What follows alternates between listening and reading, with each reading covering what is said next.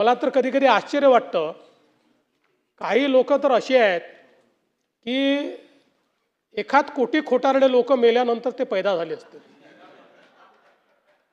आणि लाजही वाटत नाही खोटं बोलायला. कनेक्टिंग लिंक सुरू झाल्यानंतरही दुसऱ्या दिवशी टीव्हीवर येऊन खोटं बोलतात.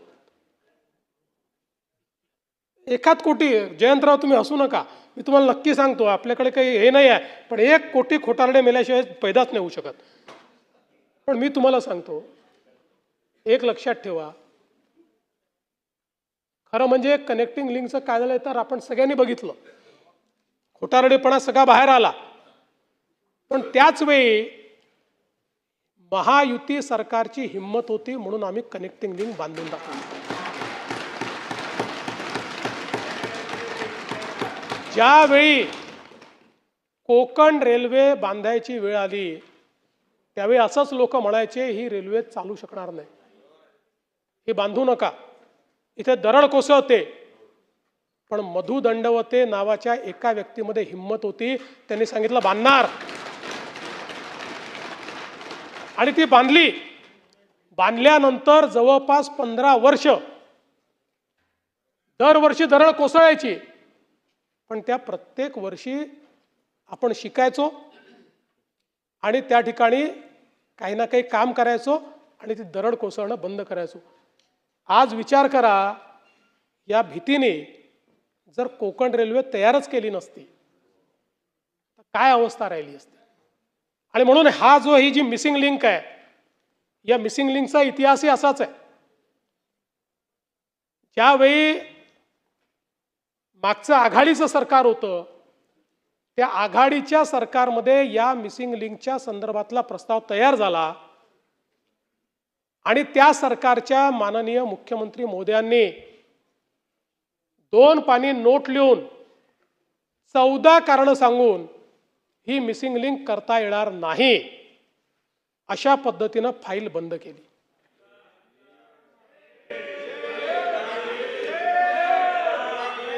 चौदा कारणं दिले, 14.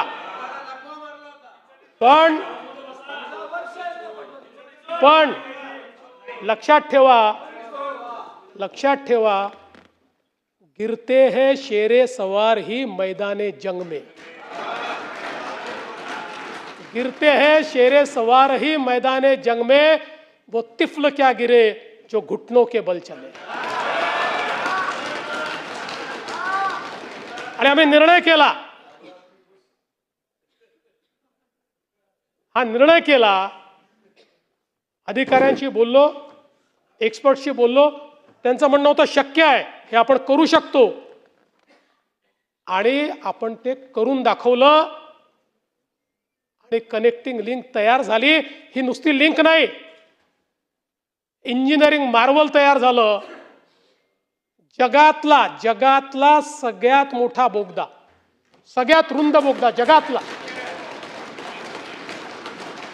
आणि भारतातली सगळ्यात उंच वायाडक्ट, सगळ्यात उंच केबल स्टेड ब्रिज भारतातला, हा आपण त्या ठिकाणी तयार करून दाखवला. जिथे 170 किलोमीटर प्रति तासाचा वारा येतो, त्या ठिकाणी आपण ही मिसिंग लिंक तयार केली किंवा कनेक्टिंग लिंक तयार केली. आणि मला अतिशय त्या सगळ्या इंजिनियर्सचं, कॉन्ट्रॅक्टर्सचं, अधिकाऱ्यांचं कौतुक करायचं आहे की ज्यांनी हे इंजिनिअरिंग मार्वल तयार करून दाखवलं. आज त्या एका कनेक्टिंग लिंकमुळे संपूर्ण घाट सेक्शनचे ॲक्सिडेंट संपले, घाट सेक्शनचा ट्रॅफिक संपला. आणि आज आपण पाहू शकतो की घडलं काय, तर त्या ठिकाणी दरड वरून कोसळली, आणि वरून कोसळून जो पाण्याची कमान आहे त्या कमानीवर पडली, ती कमानीचा भाग तुटला आणि दरड खाली पडली. ती त्या ठिकाणी मलबा त्याचा तयार झाला. कुठेही केबल स्टेड ब्रिजला क्रॅक नाही, कुठल्याही बोगद्याला अडचण नाही. उलट लोकांनी तर सांगितलं की बोगद्यामध्ये इमर्जन्सीची बटन दाबल्याबरोबर 3 मिनिटांमध्ये क्रेन आमच्याकडे आली. अनेकांनी सांगितलं बोगदा होता म्हणून आम्हाला त्या ठिकाणी आम्ही वाचलो, पण लगेच पाणी पडतंय आणि असे व्हिज्युअल दाखवणं सुरू केलं की जसं काही कनेक्टिंग लिंकच तुटली. आणि काही लोक ज्यांना तोंडखुरी आहे, आमचा विदर्भातला शब्द आहे,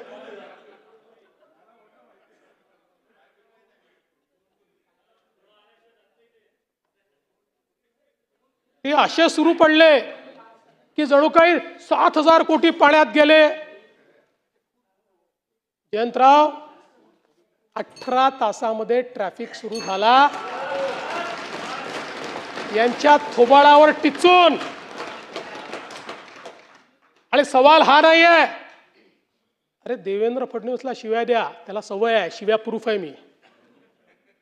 कारण जीवनात एकच गोष्ट शिकलो, आजपासून 10 वर्षांनी हे शिव्या देणारे दिसणार नाही, पण ती कनेक्टिंग लिंक असेल आणि देवेंद्र फडणवीसचं आणि एकनाथ शिंदेचं नाव असेल.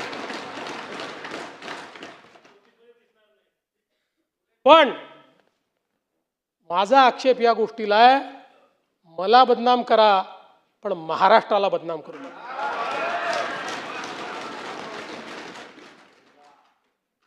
आजमी साहब, हमारे जयंतराव जी ने सही बात कही, जिनको कुत्ता नहीं पहुंचता वो आजकल सोशल मीडिया पर आकर सबको गाली देते हैं, मुख्यमंत्री को भी गाली देते हैं. ऐसे कुछ भाड़े के टट्टे इस मिसिंग लिंक के बारे में भी पैसा ले लेकर सोशल मीडिया पर लिख रहे थे. उनको भी कह देना चाहता हूं, अगर महाराष्ट्र का अपमान करोगे छोड़ूंगा नहीं.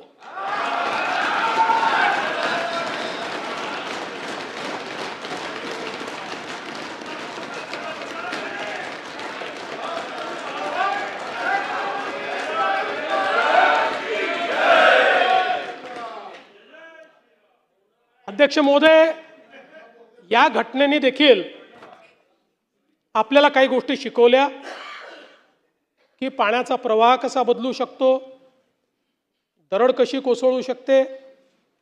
आणि म्हणून पुन्हा IITच्या एक्सपर्ट्सशी आपण चर्चा केली. त्यांनी आपल्याला अजून काही ठिकाणी वायर मेश लावली पाहिजे, कुठून दरड कोसळू शकते, असे आता नवीन आराखडा एक दिलेला आहे, तोही आपण करू, म्हणजे पुढच्या वेळेस कदाचित अशा प्रकारची घटना होणार नाही. आज खरं म्हणजे आपण बघितलं तर मोठ्या प्रमाणात पाऊस सुरू आहे आणि काही लोक तर मला समजतच नाही कुठून काय खाऊन येतात. एक जण असं म्हणाले की आमचं आंदोलन होतं म्हणून मुख्यमंत्र्यांनी सांगितलं नाशिकमध्ये पाऊस पडणार आहे. जाऊ द्या, नाना भाऊ चांगली तुमच्यासारखी माणसं बाजूला झाली की काय होतं.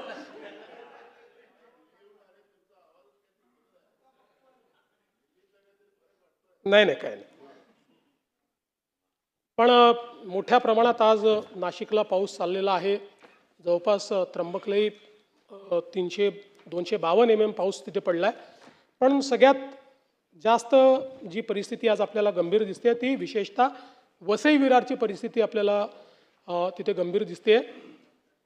जवळपास रोज 100 mm पेक्षा जास्त पाऊस 1 जुलैपासून त्या ठिकाणी चाललेला आहे. आणि त्यात 6 जुलैला 325 मिलीमीटर, 7 जुलैला 202 मिलीमीटर आणि जवळपास 72 तासात 672 मिलीमीटर इतका पाऊस त्या ठिकाणी पडला आहे.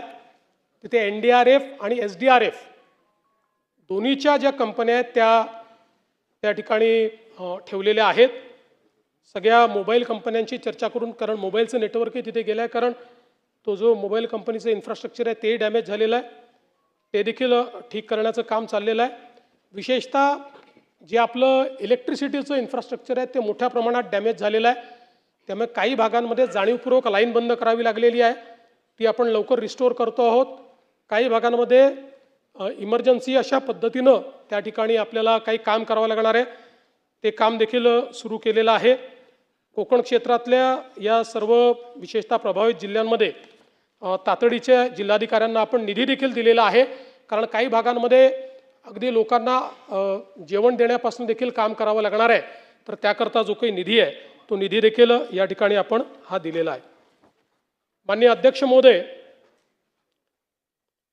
या चर्चेच्या दरम्यान अमित साटम यांनी आता मुंबई महानगरपालिकेमध्ये जी काही नवीन पद्धत स्वीकारली आहे त्याचा उल्लेख देखील केला आणि हे खरं आहे की या महानगरपालिकेला पारदर्शी बनवण्याचा आमचा प्रयत्न आहे आणि म्हणून 1ली ते 10वी शालेय वस्तूंची खरेदी ही जेम पोर्टलवरनं करण्याचा निर्णय आपण घेतला आणि यामुळे मोठ्या प्रमाणात आपल्याला फायदा झाला। जवळपास 48 कोटी रुपयाची बचत ही त्या ठिकाणी झाली।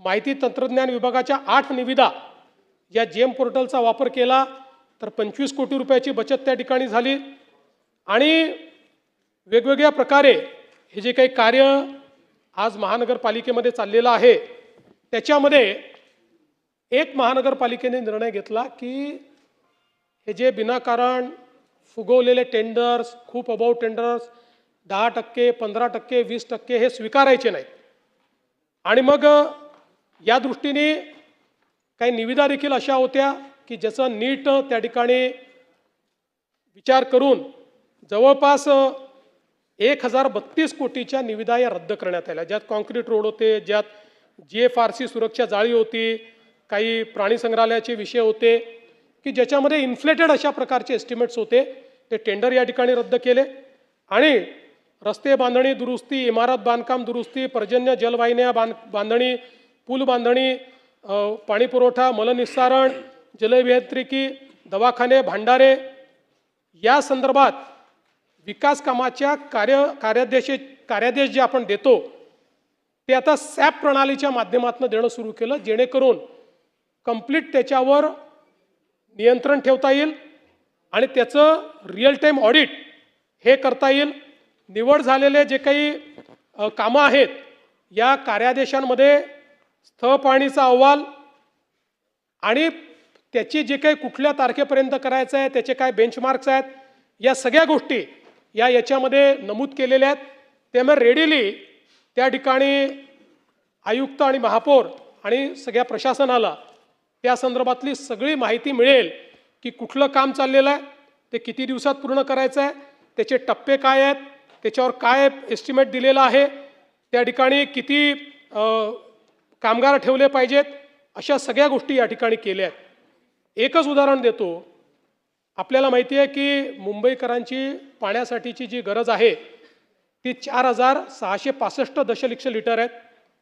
सध्या प्रतिदिन पाणी पुरवठा 4100 दशलक्ष लिटर होतो, म्हणजे दरवर्षीची दर दिवसाची तफावत ही 565 दशलक्ष लिटरची आहे आणि म्हणून काही वेगवेगळे प्रकल्प आपण हातामध्ये घेतले।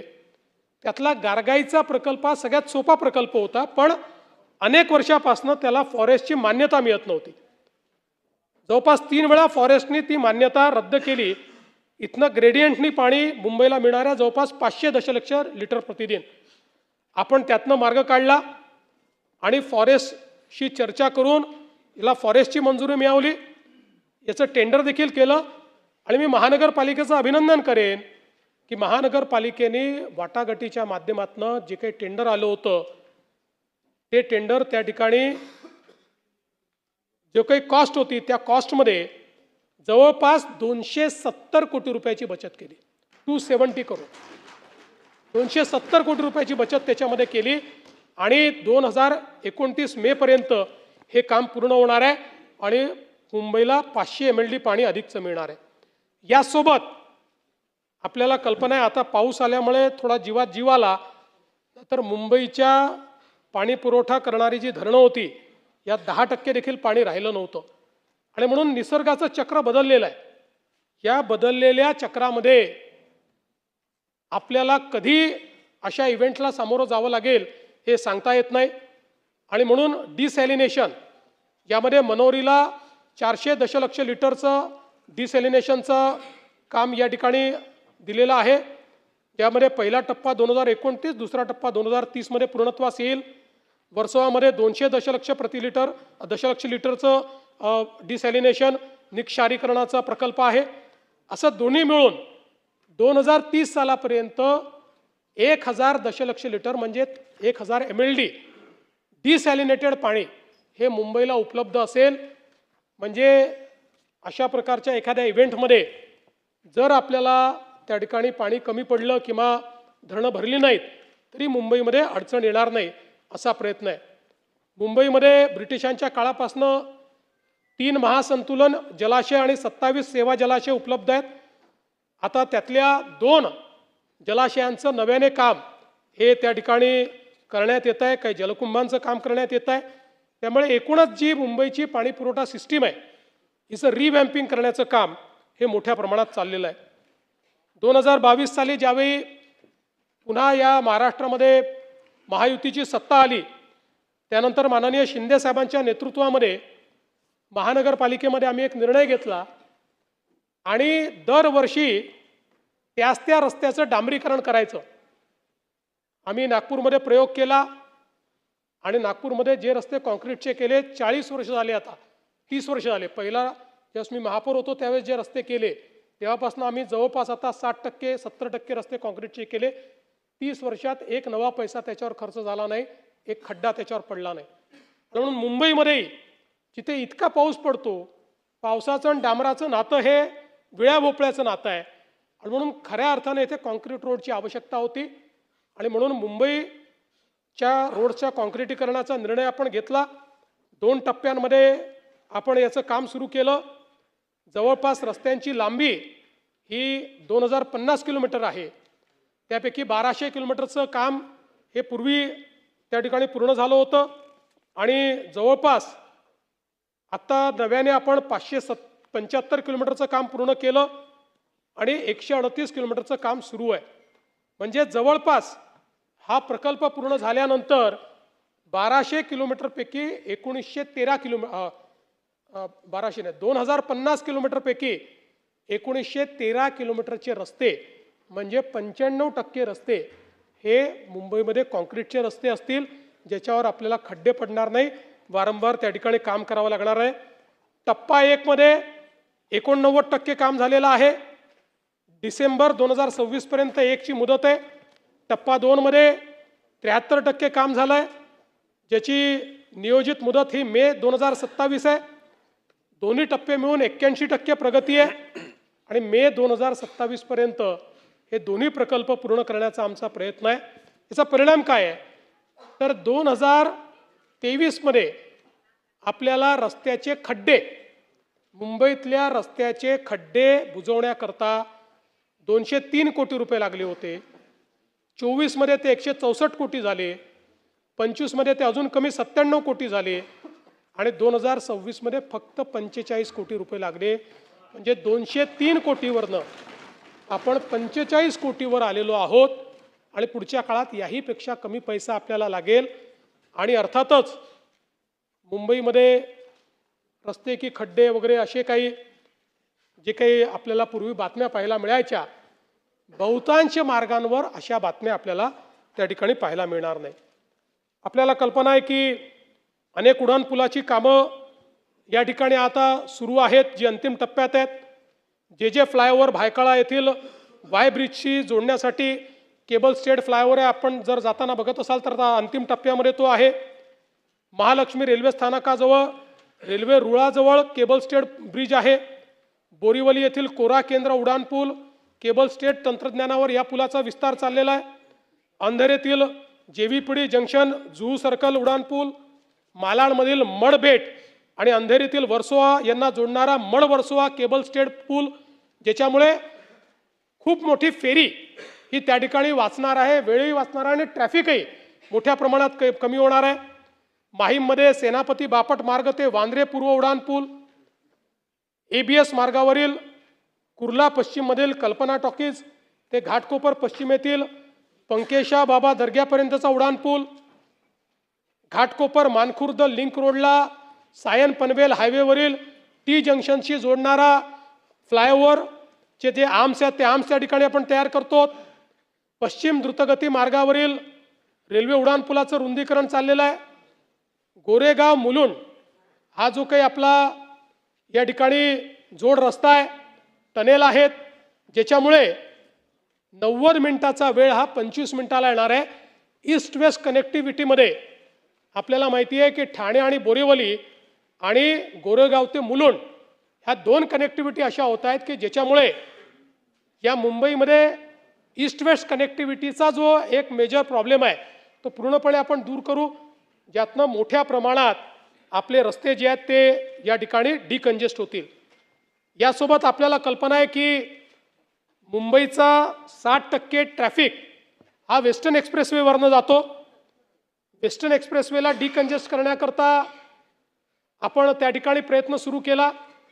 आता आपला कोस्टल रोड बांद्र्यापर्यंत आला आहे. बांद्रा वर्सोव्याची लिंक आपण तयार करतोय. वर्सोव्याची लिंक पुढे चारकोप दहिसर करत उत्तनपर्यंत जाणार आहे. आणि मी स्वतः त्या संपूर्ण मार्गाची पाहणी केली. अतिशय वेगानं काम चाललं आहे. मला या गोष्टीचा आनंद आहे की या प्रकल्पातल्या सगळ्या अडचणी आम्ही दूर केल्या, सगळ्या परमिशन्स मिळवल्या. काही परमिशन्स करता सर्वोच्च न्यायालयात जावं लागलं, सर्वोच्च न्यायालयात जाऊन त्या परमिशन्स मिळवल्या. त्यामुळे आता या संपूर्ण नॉर्थ कोस्टल रोड जो 100% आपल्या वेस्टर्न एक्सप्रेसवेला डिकंजेस्ट करणार आहे, अशा प्रकारच्या या नॉर्थ कोस्टल रोडला आता कुठल्याही परमिशनची अडचण नाही. याचं काम अतिशय चांगल्या पद्धतीनं त्या ठिकाणी सुरू आहे. आणि आता तर ज्यावेळेस मी व्हिजिट केली ते माझ्या लक्षात आलं की उत्तनला आपण किंवा आपण भाईंदरला ज्यावेळेस हा जोडणार आहोत त्यावेळेस भाईंदरला आपण सुभाषचंद्र बोस मैदानापाशी तो जोडतो. पण तिकडनं आपला जो उत्तन विरार सी लिंक होईल तिथे जाण्याकरता पुन्हा आपल्याला अडचणी आहेत. आणि म्हणून आपण त्या क्षणी निर्णय घेतला की चारकोपचं जे त्या ठिकाणी सागरसाहेब मरीना एन्क्लोव्ह आहे त्याच्या पाठीमागे आपण ते जे टनेल्स तयार करतोय, बाजूलाच आपल्याला पगोडा दिसतो खाडीच्या पलीकडे, तिथे उत्तन आहे. तिथलं आपली उत्तन विरार सी लिंक होणार आहे. आणि म्हणून मी आदेश दिले की इकडे तर आपण जातोच आहोत, पण हे जे टनेल्स आहेत हे टनेल खाडीच्या खालून थेट उत्तनला न्यायचे. म्हणजे आपल्या नरिमन पॉईंटपासनं विरारपर्यंत, म्हणजे नरिमन पॉईंटपासनं भाईंदरपर्यंत आणि उत्तनपासनं विरारपर्यंत पूर्ण सिग्नल फ्री कनेक्टिव्हिटी ही या ठिकाणी प्राप्त होईल. उद्या जेव्हा आपण कोरेला नवीन एअरपोर्ट तयार करू, आपण दक्षिण मुंबईतनं विरारच्या नवीन एअरपोर्टला देखील 50 मिनिटात पोहोचू शकू. अशा पद्धतीनं याची रचना आपण त्या ठिकाणी केलेली आहे. मुंबईकरता मल्टीमॉडल कनेक्टिव्हिटी आपण करतो. BKC कनेक्टर जो आहे तो यू शेप फ्लायओव्हर ऑक्टोबर 2027 पर्यंत आपला तो पूर्ण होणार आहे. यामुळे अटल सेतूकडे जाणाऱ्या वाहनांसाठी सुलभता येईल आणि सायनकडनं येणाऱ्या आणि मुंबईकडे जाणाऱ्या जे काही वाहनं आहेत यांनाही स्वतंत्र रॅम्प्स आपण देतो आहोत, ज्याच्यामुळे मला असं वाटतं की हे कंजेशन जे आहे हे मोठ्या प्रमाणात आपण त्या ठिकाणी कमी करू शकू. पार्किंगचा एक प्रश्न सातत्याने सगळ्यांनी मांडला आणि तो महत्त्वाचा प्रश्न आहे. यामध्ये वरळी बहुमजली रोबोटिक कार पार्किंग G+23 एकूण 640 कार आणि 112 दुचाकीची क्षमता असलेलं एक आपण पार्किंग प्लाझा तयार करतो. ए विभागामध्ये भूमिगत रोबोटिक कार पार्किंग 4 बेसमेंट खाली जाऊन ते आपण काम करतो. आणि याच्या व्यतिरिक्त एकूण 27 भूमिगत पार्किंग संदर्भातले प्रस्ताव हे प्राप्त झाले आहेत. सल्लागाराची नियुक्ती केली जाते. याच्यामध्ये एक प्रयोग आपण करण्याचा प्रयत्न करतो की आपण जे आपल्याकडे मोठी मैदान आहेत या मैदानांमध्ये आपण आता काही टेक्नॉलॉजीजचं प्रेझेंटेशन मी घेतलेलं आहे, अजून ती फायनल केलेली नाही कारण एक्सपर्ट्स फायनल करतील. पण प्रयत्न असा आहे की उदाहरणार्थ दाखल इथलं कुठले आपण ओव्हल मैदान म्हणा, पलीकडचं क्रॉस मैदान म्हणा, यातल्या 25% भागामध्ये काम सुरू करायचं, आत जायचं आणि संपूर्ण बांधकाम आत करायचं. पहिले वरची स्लॅब पूर्ण करून मैदान क्लिअर करायचं. मैदान जसं या तसं राहिलं पाहिजे आणि त्याच्या आतमध्ये पार्किंग झालं पाहिजे. अशा पद्धतीच्या टेक्नॉलॉजीज काही देशांमध्ये आलेल्या आहेत. त्यामुळे मुंबईतली मैदानही वाचतील आणि आपल्याला जे काही अशा प्रकारचे गर्दीचे क्षेत्र त्याला कॉस्ट मोठी आहे, पण कॉस्ट मोठी जरी असली तरी मुंबईमध्ये वेगवेगळ्या प्रकारचे फायनान्सिंग मॉडेल आपण तयार करून आणि त्यातनं अशा प्रकारचं पार्किंग हे मुंबईला कसं देता येईल हा प्रयत्न देखील या निमित्ताने आपला चाललेला आहे. वेस्ट टू एनर्जी हा प्रकल्प देखील मुंबईमध्ये त्या ठिकाणी हातामध्ये घेतलेला आहे. 600 मेट्रिक टन प्रतिक्षमता कचऱ्यातनं वीज निर्मिती करण्याचा 1020 कोटी रुपयाचा प्रस्ताव आहे. केंद्र सरकारने 600 कोटी रुपये याच्याकरता दिलेले आहेत आणि जवळपास 8 मेगावॅट वीज निर्मिती यातनं होईल. 17 दशलक्ष युनिट वीज आणि घनकचऱ्याचं शास्त्रशुद्ध विल्हेवाट अशा पद्धतीनं या ठिकाणी होणार आहे आणि याच वर्षी हा प्रकल्प पूर्ण झाला पाहिजे अशा पद्धतीचं त्याचं नियोजन होतं. मात्र युद्धजन्य परिस्थितीचा काही फटका पडला त्यामुळे जूनच्या ऐवजी डिसेंबरपर्यंत हे आपण पूर्ण करणार आहोत आणि याच्यासोबत अजून कचरा आपल्याकडे आहे त्याच्यावर एक नवीन वेस्ट टू एनर्जीचा प्रकल्प हा हाती घेण्याचं काम आता महानगरपालिका या ठिकाणी करणार आहे. आपल्याला माहिती आहे की मुंबईमध्ये ज्यावेळी कोविड झाला आणि कोविडच्या काळामध्ये ज्यावेळेस आपण हॉस्पिटल बेड्सचा विचार केला त्यावेळी असं लक्षात आलं की मुंबईच्या लोकसंख्येच्या तुलनेमध्ये हॉस्पिटल बेड्स मुंबईला उपलब्ध नाही आहेत आणि म्हणून साधारणपणे अगदी मिनिमम बेंचमार्कला जायला देखील 8000 बेड्स हे त्या ठिकाणी मुंबईमध्ये असावेत अशा पद्धतीची रचना करणं गरजेचं होतं. यामध्ये काही नवीन प्रकल्प हातामध्ये घेण्यात आले. लोकमान्य टिळक रुग्णालय 1368 रुग्णशय्या आणि अतिदक्षता कक्षात 293 रुग्णशय्यांची वाढ. नायरमध्ये परत 290 रुग्णशय्यांची वाढ. उपनगरीय रुग्णालयांमध्ये सध्या 3254 आणि विशेष रुग्णालयात 1819 रुग्णशय्या आहेत. एकूण पुनर्बांधणी आणि नवीन प्रकल्पाच्या माध्यमातून या ठिकाणी हे प्रकल्प पूर्ण झाल्यानंतर 3000 नवीन बेड्सची भर पडेल आणि मुंबईमध्ये ही बेड्सची संख्या 8056 एवढी होईल जो आपला बेंचमार्क आहे. पण याच्यानी आपलं काम होणार नाही. याच्यामध्ये 10,000च्या वर आपण गेलं पाहिजे जर आपल्याला ग्लोबल बेंचमार्ककडे जायचं असेल तर त्याही दृष्टीने पुढचा जो काही प्लॅनिंग आहे ते प्लॅनिंग करणं सुरू आहे. आता मुंबईमध्ये HMIS प्रणाली अशा पद्धतीनं तयार केली आहे की सगळ्या रुग्णालयांचा डेटा हा एकमेकाशी जोडण्यात आलेला आहे आणि त्यातनं केस पेपर, उपचारांची माहिती, आजाराचा पूर्व इतिहास, कुठल्याही पेशंटचा कुठल्याही रुग्णालयात गेल्यानंतर त्या ठिकाणी त्याला तो प्राप्त करून घेता येईल अशा पद्धतीची याची रचना करण्यात आली आहे. आज मुंबईमध्ये घरांचा प्रश्न जो आहे तो देखील अत्यंत महत्त्वाचा आहे. विशेषतः काही वेगवेगळ्या पद्धती आपण या ठिकाणी केलेल्या आहेत ज्यामध्ये स्वयंपुनर्विकास असेल. ही एक अत्यंत महत्त्वाकांक्षी योजना आपण सुरू केली. प्रवीण दरेकरजी यांच्या समितीने एक रिपोर्ट दिला. त्या रिपोर्टच्या आधारावर आपण काही कन्सेशन्स दिले आणि आज जवळपास 1600 प्रपोजल स्वयंपुनर्विकासाचे हे त्या ठिकाणी प्राप्त झालेले आहेत. 58 गृहनिर्माण संस्थांना देकारपत्र दिलेली आहेत. 41 संस्थांना नाहरकत प्रमाणपत्र मिळाली आहेत. 6 संस्थांची भोगवटा प्रमाणपत्र देखील जारी झालेली आहेत आणि 13 संस्थांना व्याज माफी देखील आपण दिली आहे. यात सगळ्यात महत्त्वाचं जर काही घडलं असेल, मी स्वतः गेलो होतो. 25-25, 30-30 मजली इमारती तयार होत आहेत. स्वयंपुनर्विकासामध्ये 400 फुटामध्ये राहणारा व्यक्ती बिल्डरकडे गेला असता तर 600 फूट मिळालं असतं. स्वयंपुनर्विकासामुळे 1200-1400 स्क्वेअर फूट त्याला मिळालं. म्हणजे जो मुंबईकर आहे, मराठी माणूस आहे, याला या योजनेमुळे स्वतःचं हक्काचं मोठं घर हे प्राप्त करून घ्यायला आज मोठ्या प्रमाणात त्याचा फायदा होतोय. माळाच्या अंतर्गत क्लस्टर विकास, समूह पुनर्विकास हे आपण सुरू केलं.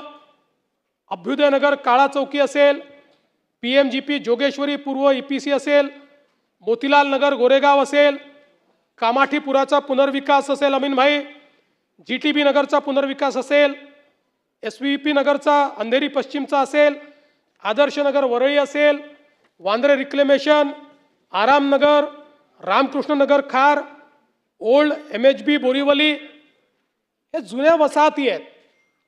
या वसाहतीमध्ये कुठल्या व्यवस्था उरलेल्या नाहीत, जुनी छोटी घरं आहेत आणि म्हणून हा एक नवीन पद्धत आपण आणली. की ज्याच्यामध्ये विकासक स्वतः म्हाडा आहे आणि CNDवर त्या ठिकाणी आपण काम देतो, म्हणजे मालकी कोणाला देत नाहीये, बिल्डरला मालकी देत नाहीये. तर म्हाडा आपल्या प्रकल्पामध्ये जसा कॉन्ट्रॅक्टर अपॉइंट करते तसा CND करता, म्हणजे कन्स्ट्रक्शन अँड डेव्हलपमेंट करता त्या ठिकाणी व्यक्ती नेमते आहे. त्यामुळे त्याचा जो मेजर फायदा आहे हा म्हाडाला मिळतोय, तिथे रहिवाशांना मिळतोय. आपल्याला माहिती आहे की मोतीलाल नगरमध्ये ज्यांना 800 चौरस फूट हे नियमाप्रमाणे देणं देय होतं, नियमाप्रमाणे 800 चौरस फूट, त्यांना 1600 चौरस फूट कार्पेट हे देण्याचा निर्णय आपण केलेला आहे. असंच या सगळीकडे अभ्युदय नगरला आपल्याला माहिती आहे इतक्या मोठ्या प्रमाणात त्या ठिकाणी देखील त्यांची जी मागणी होती ती मागणी आपण त्या ठिकाणी पूर्ण केलेली आहे. आणि ह्या सगळ्या वसाहती, मला अतिशय आनंद आहे, ज्या जुन्या मुंबईकरांचा उल्लेख आपण करतो, ज्यांनी मुंबईला मुंबईची ओळख मिळवून दिली, मुंबईची संस्कृती ज्यांनी जपली, जशी BDD चाळ होती तशाच ह्या सगळ्या एक एक कॉलनीचा आपण विचार केला आणि एकूण या माध्यमातनं जवळपास 30,000 घरांचा पुनर्विकास या कॉलनीच्या माध्यमातून होतोय. 30,000 कुटुंबांना या ठिकाणी नव्यानं चांगलं मोठं घर आपण त्या ठिकाणी देतो. आणि त्यातनं म्हाडाला, म्हणजे त्यांना घरं मिळतील ती वेगळी, म्हाडाला 13,000 घरं मिळतील जी परत म्हाडा लोकांना देईल. आणि विक्रीच्या सदनिका 65,000 तयार होणार आहेत, म्हणजे एकूण 1,08,000 सदनिका यातनं तयार होणार आहेत. वर्षानुवर्ष आपण जे सांगत होतो, आता अभ्युदय नगरमध्ये तर 20 वर्षात कित्येक नगरसेवक हे अभ्युदय नगराच्या विकासाच्या मुद्द्यावर निवडून आले, पडले, पण विकास नाही झाला. पण आज ती परिस्थिती या मुंबईमध्ये आलेली आपण निश्चितपणे पाहतो. आज बोरिवली येथे चारकोप, गोरे, प्रतीक्षानगर, सायन इथे संक्रमण सदनिकांचा पुनर्विकास सुरू आहे, ज्यातनं 2,40,500 सदनिका या आपल्याला त्या ठिकाणी उपलब्ध होणार आहे. आणि यात वेगवेगळ्या पद्धतीनं आपण जे काम सुरू केलं आहे, विशेषतः आता MMRचा जो ग्रोथ हब आहे, म्हणजे नुसतं मुंबई नाही तर MMRचाही विचार आपण करतो. त्यामध्ये म्हाडाने 2030 सालापर्यंत 7,82,433 घरांचं उद्दिष्ट ठेवलं आहे, ज्यामध्ये 2,39,124 घरांची निर्मिती ही सुरू आहे आणि 5,43,309 घरांचं नियोजन हे वेगवेगळ्या टप्प्यांवर आहे. यासोबत 33/5 मध्ये 30,311 घरं, त्यानंतर